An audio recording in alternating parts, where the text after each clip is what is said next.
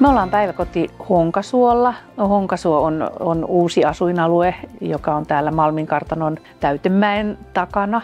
Toiminta täällä Honkasuolla alkoi 1.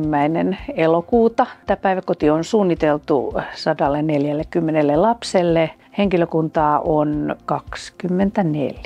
Tämä päiväkotirakennus on puurakennus. Tilat on miellyttävät, nämä on valoisat, äänimaailmaltaan pehmeät. Täällä on paljon akustiikkalevyjä ja akustoivia pöytiä ja värimaailma on tämmöinen pehmeä ja tämä selkeästi niin kuin motivoi ja innostaa henkilökuntaa myöskin ihan eri lailla, nyt uudella lailla työhön. Jotenkin musta tuntuu, että täällä on niin kuin lapsillakin isompi rauha.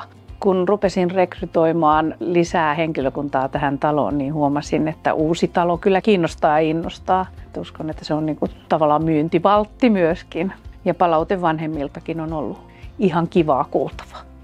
Me ollaan oltu tiivissä yhteistyössä siinä suunnitteluvaiheessa niin Arctan ja Kaskon arkkitehdin kanssa. Me tehtiin tämmöinen pedagoginen suunnitelma, joka liittyi nimenomaan näihin tuleviin tiloihin, että millaisia pedagogisia tiloja tähän rakennukseen tarvitaan. Ja koko tämä suunnitteluprosessi oli kyllä mielenkiintoinen. Olen ollut siinä alusta asti mukana vaikuttamassa ja viemässä mielipiteitä sitten täältä myöskin henkilökunnalta, joilla on sitten taas tietoa siitä niin kuin arjesta, mitä me tänne tarvitaan.